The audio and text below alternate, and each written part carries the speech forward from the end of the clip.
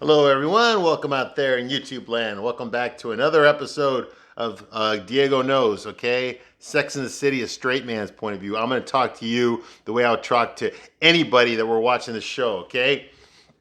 So, welcome to my channel. I've watched every single episode of Sex and the City. I watched both movies, and I watched that piece of shit show, and just like crap, don't watch it. I rewatched it. I re-reviewed it. The episodes are on here if you want to watch it, okay? But we're not going to talk about that show. We're going to talk about the good show. The good show, Sex and the City, which came out in the late 90s and early 2000s. Okay, it was a chick show from fucking hell, man. Let me tell you, I was around back then. I've been watching this show ever since the beginning for the most part, okay?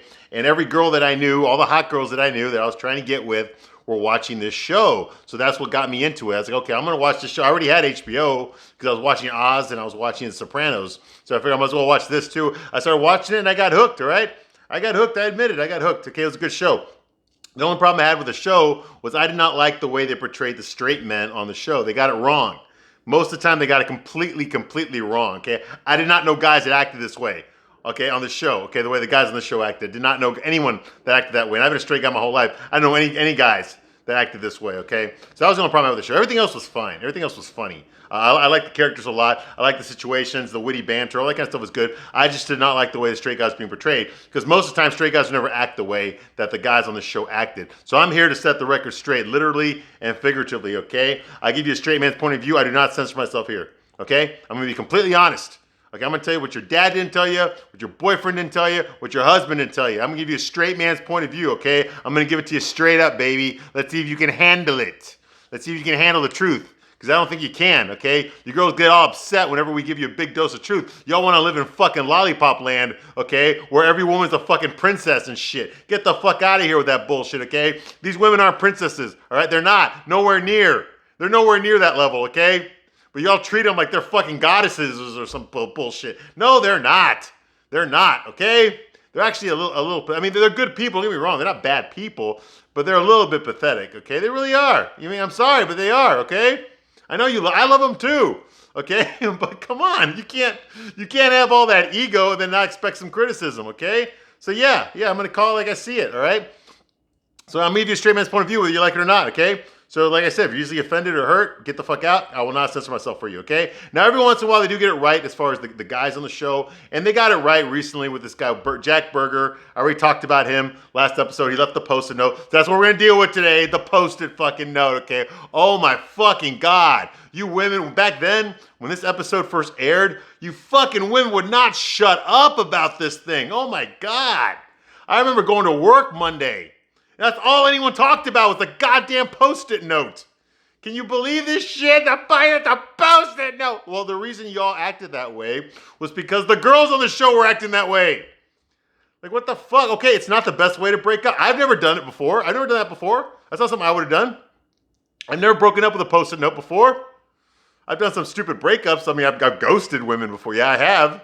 Okay, for some of you watching, you haven't seen me since then. But no. It was true. Okay, no. I mean, do it like a man. You know, fucking tell them on the phone. Do it in person if you have to. Okay, but yeah, that was a pussy move Jack Berger made. Okay, leaving a post-it note saying I'm sorry, I can't, don't hate me. That was a pussy move. But like I said, he was kind of a pussy. He really was. He couldn't deal with his own emotions. He felt he was very insecure with himself. Okay, and that was spilling over to Carrie. Okay, he was insecure with himself, and so he hit it with anger. He hit it with anger, and that's the reason him and Carrie kept fighting all the time. Okay, and it didn't help that Carrie was a selfish bitch. That didn't help either. Okay, but as for all the compatibility that they had, the fault lays in him. Okay, really, I think Berger could have done a lot better. I don't think he should have come back with the flowers and all that stuff, just to fucking dump her in a few hours.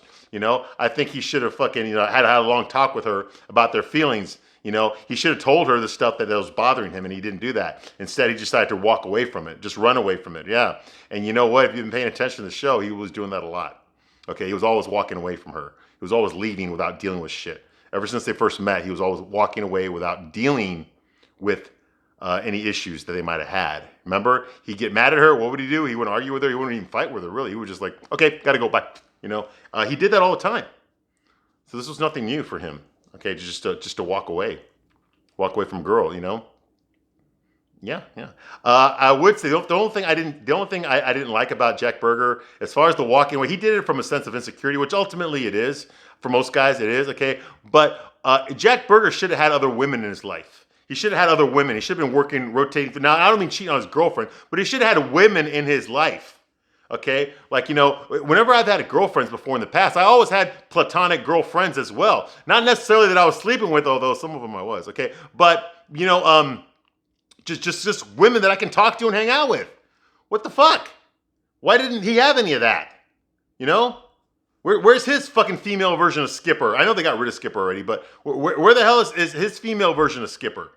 Where's the girl? I always had a girl that I could talk to platonically. I always had a girlfriend like that who would give me advice, fashion tips, give me advice on relationships, stuff like that. I always knew pretty girls around that were in my social circle that I was all ask questions off. Hey, ladies, what do you think about me taking my girlfriend out to blah? And they're like, oh no, don't go there. No, she'll like this place better. That kind of stuff. I always had girls to bounce ideas off of, and I always had guys too, guys around me that I could talk to about my problems, about things that were bothering me. And that's what I would have done. I wouldn't have done what Jack did. I would have hung out with my friends. I would have talked to them about it. Like, I don't see where this relationship is going. I'm getting really angry all the time, and then I could have fucking taken it out on the punching bag or something instead of yelling at my girlfriend, So he had options. He just didn't exercise them. Instead, he just walked away, which would be believable if he was like dating lots of women.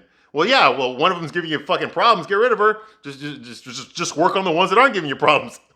Problem solved, right? Okay. But he wasn't doing that. He was actually just with Carrie and nobody else. Okay. Well, I get it, he's that kind of guy, which is fine, if he wants to be honorable, but don't, if you're going to commit to a woman, you got to commit to a woman, dude. They can't just be easily disposed of. Don't be like the women on the show, okay? Don't be like that.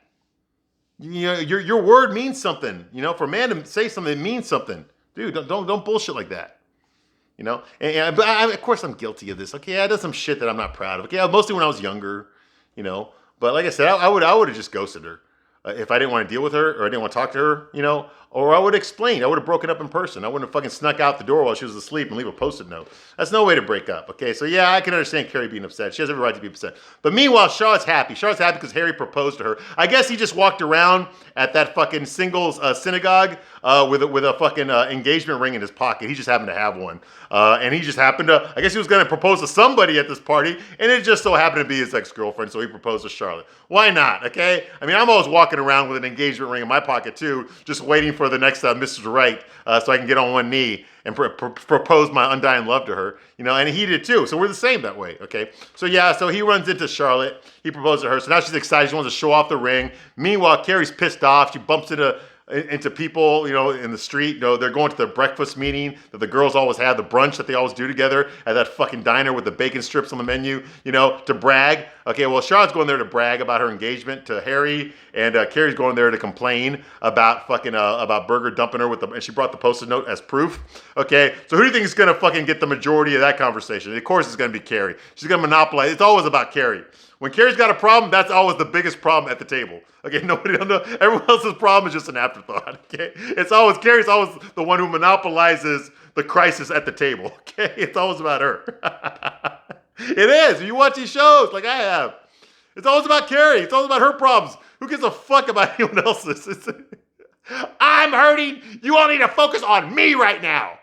Yeah, but that's basically Carrie's personality, man. Okay, so they get there. Okay. And she shows up and she shows the Post-it note to the girls, okay? And they go crazy, like I said. Oh my God, a Post-it note, oh my God. Like the fucking world's gonna end or some shit. Carrie's like, whatever happened to a phone call? Miranda says, like, you know what? I once dated a guy and his doorman, he sent his doorman to break up with me. Of course he did, Miranda. He didn't want to see your ugly fucking face. Okay, I'm sorry. That was mean. That was mean. I apologize, okay? If you believe that, I got a bridge I want to tell you, okay? Okay, Carrie says, like, he said he wanted to work things out. Well, he did work it out. But then he worked it back in. Okay.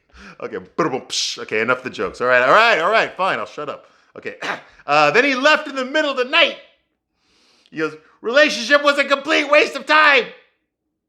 I'm not calling him back. I'm not going to be one of those girls that leaves a nasty voice message. I'm not going to be one of those girls.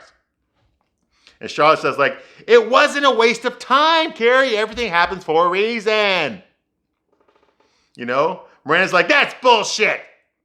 Now, look at me. If I hadn't gotten divorced. Oh, no, sorry. She's not pissed off. Miranda says it's bullshit. And Charlotte says, like, no, it's not bullshit. Look at me. If I hadn't married Trey and then gotten divorced, I never would have met Harry. And then I never would have been boyfriend and girlfriend with Harry. And then he never would have proposed to me. I never would be engaged. Look at my ring.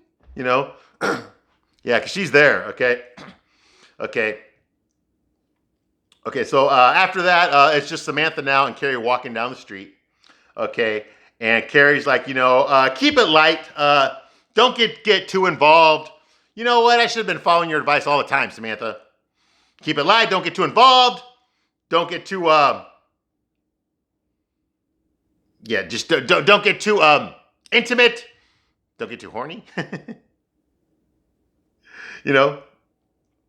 And Samantha says, like, hey, you know what, Carrie? Exactly. If you're never a GF, you can never be an ex-girlfriend either. Which makes sense, I guess, yeah. If you're never a boyfriend, you can never be an ex-boyfriend. Yeah, okay. I guess that's her philosophy. Okay. And Carrie's like, I'm going to mourn this relationship for as long as it took him to write this Post-it note. Okay, I'm over it. What are we going to do tonight? Let's go party. Let's go celebrate. Let's have a fantastic night and do some fantastic things with some fantastic people at a fantastic place. It's going to be fantastic. What do you want to do? And Samantha's like, you know what, Carrie? I'm going to take you to bed. I'm not that far off, Samantha. No, it's a new club called Bed. We're going to go to Bed. I guess they have clubs. I know Chicago never had shit like this, all right? So she takes her to Bed. Get it? Okay. It's a new club. Okay. So now we get to the thesis of this episode, okay? The thesis episode is, do we search for lessons to lessen the pain? Do we search for lessons to lessen the pain? In other words, do we try to find meaning in things that went wrong so that we don't hurt as much? Every rose has its thorn, a silver lining, Notebook, if this bad thing hadn't happened, then this good thing never would have happened. So everything happens for a reason. That kind of bullshit that you tell yourselves all the time when shit hits the fan. Okay. Meanwhile, Samantha is with her boy toy, fucking Smith Jared. Of course, we got to see him topless because that's mandatory in every fucking episode. Okay. So he's putting his fucking tank top on, his jeans on, and she's got all these clothes for him to wear with all these designer labels like Dwar and fucking all this other shit. I don't know fucking shit about these labels anyway. I mean, me, myself, I wear Armani, but that's just me, So I know a lot about Armani, but that's about it, okay? But yeah, she's got all these designer labels, I guess he's going to go to an MTV event, because he's the poster, he's the billboard guy, with a fucking absolute vodka, even though he doesn't fucking drink. Yeah, he's going to some MTV party. Samantha will not go with him.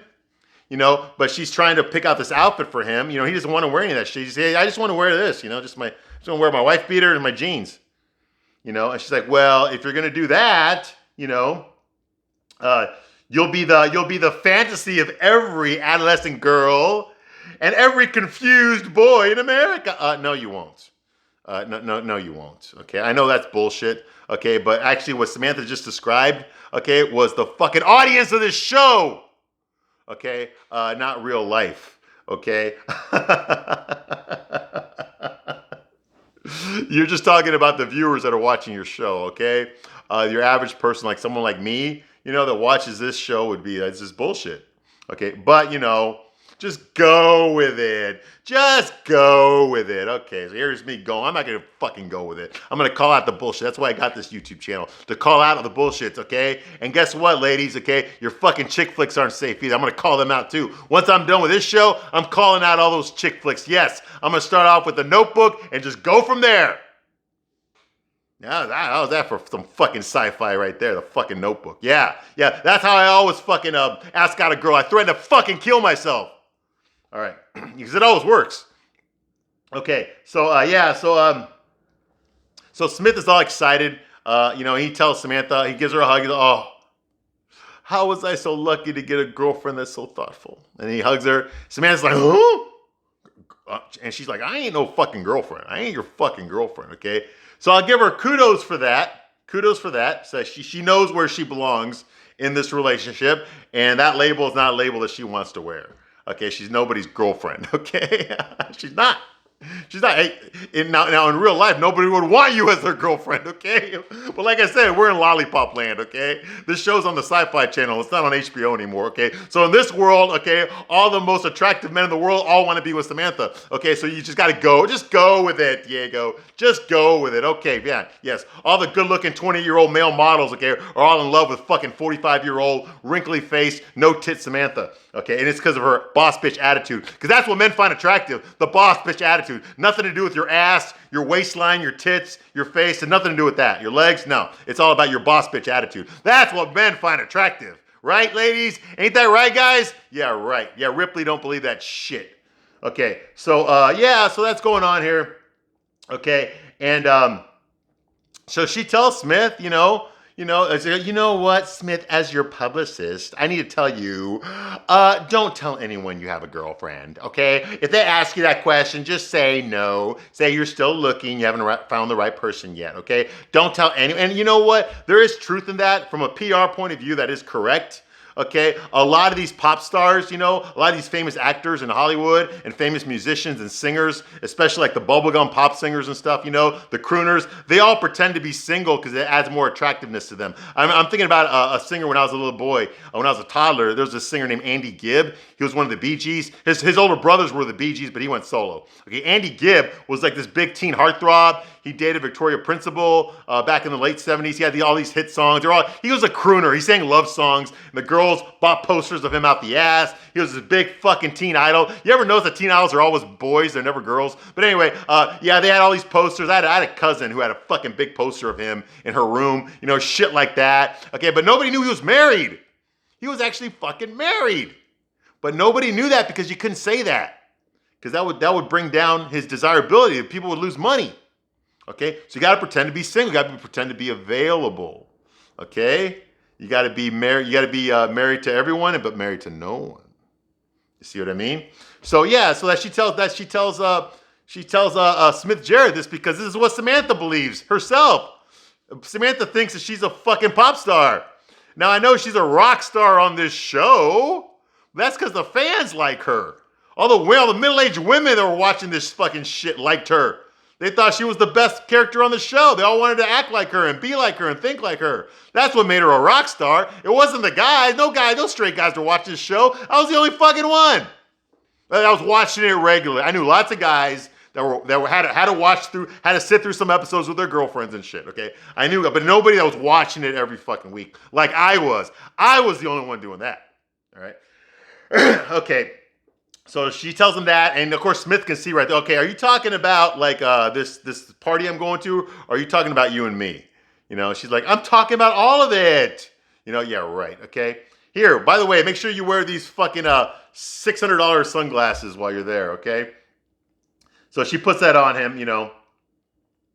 Okay, and so so that happens. Okay. Now, honestly, my point of view is, I've already said before, I'll say it again real quickly, okay? Smith Jerrod does not love her. They're writing him as if he's falling in love with Samantha. He's not falling in love with Samantha. No guy like Smith would ever fucking fall in love with Samantha. A guy like Smith would use Samantha to advance his career, exactly what he's doing. Now, the show ain't gonna tell you this. The show's gonna make it look like, oh, he's falling in love with her. Oh my God, you're so special, never met a woman like you. In fact, Samantha, you're my girlfriend. You're my girlfriend. I'm falling in love with you. Get the fuck out of here with that fucking bullshit, okay? No, this guy's not in love with Samantha, okay? This shit belongs on the fucking Sci-Fi Channel. The gay guys that wrote this episode, okay, they think this is how it works, okay? It doesn't work this way. I know guys like Smith Jerrod. I was a fucking actor, for Christ's sake, all right? I worked with a lot of, all my friends were fucking actors, musicians, singers, and models, okay? Male models, female models, okay? That was my social circle, okay? I knew guys like this, all right? And no, yes, a lot of guys like this did hook up with women like Samantha, okay? They did, but it wasn't for love.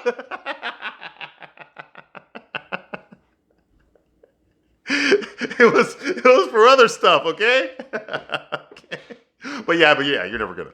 This show ain't never gonna tell you that, because that will make Samantha look either desperate or stupid, or both, and we can't have that on this show. No, Samantha's the boss bitch. Yeah, get the fuck out of here. Okay. Now, Charlotte considers, Charlotte goes through her wardrobe and she catches her old wedding dress that she wore when she married Trey McDougal, and now she's feeling bad about it. Okay. Carrie's talking to Miranda and she's upset that Miranda doesn't want to go to that club called Bed. She doesn't want to go. She's like, why do I have to go out just to go to bed? She's like, I'm a mom now. Oh my God. I'm too busy for this shit, you know? And of course, Carrie threatens to, don't make me pull out the Post-it note. Okay, which one of us got broken up with a Post-it today? Okay, me. So you better fucking show up at this party tonight. Or else. Once again, it's all about Carrie. Fuck you, Miranda. Fuck what's going on in your life. Fuck your problems. Fuck your self-esteem issues, okay? I'm the one that got broken up with a Post-it note, so you better fucking show your ass up tonight. At the club. Once again, it's all about Carrie. Now, understand, Carrie is upset that what happened to her. I'd be upset too if I was in her shoes, okay? But I wouldn't fucking impose on my friends. Okay, I'm upset, so all of you need to focus on me right now and help me out and make me feel better. I demand it. No, that's not a friend. Okay, that's like a fucking entourage. Okay? That's like the Memphis Mafia. Elvis's entourage, they're all there to make him fucking feel good. If he wants to get jerked off, one of them's gonna do it immediately. If he wants some fucking cocaine, one of them's gonna get it for him. It's like that's it. It's like he's surrounded by friends. Of course, he pays for them. He pays for it, but he's surrounded by professional friends. Okay, and Carrie seems to think that that's what Samantha, Miranda, and Charlotte are. They're her professional friends, but they ain't getting paid for it. And no, they're not. They're not. But anyway, so she threatens Miranda, so Miranda decides to go. All right. So Miranda's in her closet looking for something to wear. Okay. She finds her skinny jeans. Okay. And then, of course, Carrie explains to us, the audience, what skinny jeans are. This is before actual skinny jeans came out. Okay. Skinny jeans means, okay, well, you ladies already know, but I didn't know. I'm glad she explained it because I didn't know what the fuck skinny jeans were. I know what they are now, but back then, skinny jeans meant these were the jeans, I guess, that you wore back when you were skinny. And now that you're a fat ass and you can't fit in them anymore, you still hold on to them. You still keep them. In case that one day you ever do lose the weight and fit in them again. That way you can feel better about yourself. Okay, well, Miranda finds her skinny jeans that she ain't worn since 1985, which is a good fucking, 20 years? No, maybe not 20 years, more like 18 years ago. And she realized that she can fit in them again. Oh my God, I can fit in my skinny jeans, okay? Now, how can they be skinny jeans when Miranda still has a big fucking fat ass? Okay, and we see it. They show us her ass. Okay, and I'm looking at it, and I'm like, yeah, it's a big fucking ass. She's got a big ass. Charlotte's got a big ass too, okay, but she wears hers well, okay? Miranda's just a fucking pear shape with a big fucking ass, okay? If that's her idea of skinny, then her idea of skinny and my idea of skinny are not the fucking same thing, all right? All right? So she goes to the party, she goes to the club. Of course, Samantha put them in the VIP, okay? So they get in there. All the girls, they're all dressed up to the hilt. And of course, the reason it's called Bed is there are no couches, no chairs in this club. It's all a bed. Everyone's sitting on a bed and drinking. Like, doesn't shit get dirty easier that way? But that's what it is. They're playing some stupid ass fucking music from fucking, I can't believe it's music, type fucking CDs that were popular back then. Nothing memorable. So the girls are all walking around. Miranda goes in there. Of course, the first thing she's got to do when she walks in there is fucking take a piss, all right? So she breaks away from the other girls, all right? Of course, all the girls are telling Miranda how great she looks. She don't look any different than she looked last episode, honestly. And they ask her, how'd you do it? She's like, I haven't worn these since 1985. And they're like, oh my God, how'd you do it? She said, well, it's simple. I fucked a guy. I got pregnant. I gave birth. I became a mom. And when I went back to work, I realized I was way too busy to eat. And Samantha says, like, oh, no, there's a diet I'm not going to be trying anytime soon. And Miranda tells Charlotte, hey, you know what? I'm never taking these off. By the way, Charlotte, I'm going to wear these at your wedding. And Charlotte's like, oh, you know what? I've decided I don't want to have a big wedding like I did last time. I don't want to do all that anymore. I've already done it, I feel bad about it now that I wasted all that time and all that money. Well, you wasted his money, not your money. Okay, on that wedding. So I'm just going to have something real small, and I'm not going to have bridesmaids. I'm sorry, but I'm not. And the girls are like, yay, no bridesmaids, awesome. Okay, so they're happy about that, all right? Okay, of course, she shows off her ring again. And then they go inside, okay? And like I said, Miranda has to go to the bathroom. Okay. Like I said, the beds are all in the bar. They're in the VIP. Okay. Miranda bumps into someone on her way to the bathroom, so she falls down on a bed next to some guy named Peter. Okay. He's just some fucking nerdy guy trying to get laid, sitting there by himself, you know, and Miranda drops on his lap, you know, and he starts flirting with her, you know. Miranda wants to go, so he starts flirting with her, okay, and he says something stupid like, oh yeah, why don't you? He's like, hey, why don't you hang out? You know, why don't you hang out here with me? You know, it's not that often that such a beautiful woman ends up in bed with me. You know, it's not that often that such a beautiful woman ends up in bed with me. Really? What is often is that I always end up in bed with ugly bitches like you. I'm still waiting for the beautiful girl to show up. Dude, you're not helping your case, okay? This is fucking cheesy shit. Ladies, is that a good pickup line? It's not often that beautiful women end up in bed with me. You know, I know he's trying to be a joke, but that means that you only fuck ugly girls. Like, how does that make you look better in her eyes? But Miranda she just can't believe a guy is hitting on her. You know, oh my God, I'm gonna sit with you and then move over. That's my side of the bed right there. You know, like what the fuck? Like that was stupid. Let me tell you something, okay? There's a reason we got dating apps, okay, nowadays, okay, to prevent shit like this from happening. Oh my God, I've said some stupid shit when I'm trying to pick up a girl too, okay? But I never said anything stupid like that, okay? No, dude. You must have cataracts, okay? Because you said this to Miranda, okay? Well, I already know what the problem is. You already admitted it. You only fuck ugly girls. No wonder you're so attracted to her. She's your type. Okay, all right, moving right along. Okay, well, come on. It was a stupid thing you said, all right? Really? Miranda? There's not enough cosmos in the world, buddy. All right. All right, so yeah. Okay, so that's going on here. And meanwhile, Charlotte, Samantha, and Carrie are all sitting together. And Samantha's like, you know what? I just noticed everyone in here is fucking old. And I'm like, yeah, Samantha, so get the fuck out.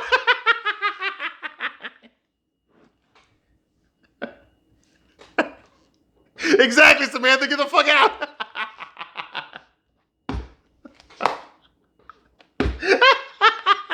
Okay, sorry. Hey. Straight man's point of view, right? Okay, so yeah. Okay. All right. Sorry. Okay, yeah. So Carrie's like, well, that's because you're dating a zygote. Now, 28 years old is not a zygote, okay? That's an adult, all right? Hey, and by the way, I was younger than 28 back then, all right? So I take offense to that, all right? Anyway, so Samantha's like, I'm not dating him. We're just fucking. And right now I'm trying to find out who I'm going to fuck again. Who else am I going to fuck now? Well, obviously your vibrator, okay? Because like the guys are too young, man. And I'm sorry, but young guys aren't really that attracted to you. Unless you're going to help out their acting career. They ain't really that attracted to you, Samantha. I'm sorry. They're not. Okay? All right? Like I said, some fat guy that's going to sell you insurance. That's the guy that's going to approach you, okay? So anyway, okay. So Carrie notices Berger's friends. There's these three guys sitting across from them, and they're all Berger's friends. Now, we've never seen them before. I don't know who the fuck these guys are. Berger has friends. I just complained last episode of my review that Berger doesn't have any friends to talk to. And now it turns out he's got a whole fucking posse of guys that he hangs out with that we never knew about. So what the fuck? So he's got his own little Sex and the City quartet that we, the audience, did not know about? Well, if we'd known about these guys, then why the fuck wouldn't Berger talk to them about his problems? Like, what the fuck? No, he only talks to Carrie. You would never guess that Berger actually had friends. He acted like the only person in his life was Carrie and nobody else. That wasn't realistic to me. Now you're telling me he's got friends? After we're not going to see Berger ever again, now we're going to meet his friends? That makes no sense to me, okay? But I guess Carrie met them. We didn't, okay? And so she goes over to them because she can't pretend she didn't see him now because they're going to recognize her any moment. So she decides to go over there because she wants to be the bigger man. You know, she wants to be the better man or something, you know? So Carrie's like, I'll take the high road and I'll go up there and say hi. Okay, and of course she goes up there, and they all know her. And one of the guys is like, I guess his name's Peter. Well, I don't know his name, David or some shit. He goes like, so where's Burger? Oh, hey everybody, this is Carrie. This is Burger's girlfriend. Is Burger with you? Is he here? She's like, no, actually, we broke up this morning. Oh, you did? He's like, yeah, unfortunately we did. We broke up. Okay. Well, I didn't know. I heard you guys were having problems. He's like, yeah, well, we were having problems.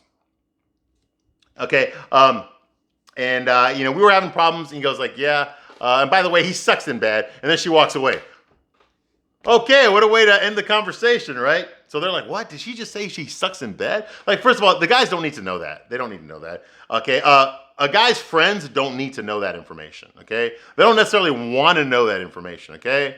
But a guy's enemies do want to know that information. Okay. So keep that in mind. You said it to the wrong people. You should have said it to guys that don't like Burger. Okay. Because they could have used that information. But you said it to his friends. Okay, so now his friends are gonna fucking tell Burger, hey, your ex is talking shit about you. Now I'm not saying Burger's innocent. Okay, he might even deserve it. Okay, if you want to be petty and like that. But I mean, if you want to do some damage, don't tell it to his friends. Tell it to his enemies. Okay, that's what I would do. All right, So Carrie goes back to her girls, to Samantha, goes like, hey, instead of leaving a nasty message on his voicemail, I left a nasty message with his guy friends. Okay, I told him he sucks in bed, which isn't even true, but I didn't know what else to say. I guess the guys knew, his friends knew that we were having problems, But I can't leave it like this. I got to go back there and tell them the truth, So she goes back to them and tells them that she lied, okay, that she's hurt, and tells them about the Post-it note that he left for her, okay, and they don't really react. She reacts like, oh my God, and they're like, oh, Post-it note, okay, and Carrie's like, the usual response to that is, and everyone's just like, okay, and he's like, well, maybe he was afraid, girls, sometimes you girls can get angry. She's like, I wouldn't have gotten angry. I would have gotten understanding. And one of the other guys like, yeah, bullshit. She's like, what? He's like, yeah, all you girls say that shit. And then you go all fucking crazy psycho on us. Which is true. Finally, a straight man's point of view in this episode. You go all psycho bitch crazy on us. Okay, which is true. Okay, and Carrie's like, so it's our fault. Well, there's fault all the way around here, Carrie. Okay. She's like, all we're saying, the guy says, like, all we're saying is that there is no real good way to break up. Okay, and then Carrie goes on this big fucking monologue about men are all pieces of shit and stuff, and blah, blah, blah. And anyway, we'll get to that, okay? All right, so that's the end of part 1 for the review of this episode of Sex and the City, Season 6, Episode 7. The Post-it always sticks twice. And I will be back for part 2 of this episode very shortly. Thank you for watching this long, and I will see you on the next one. Bye.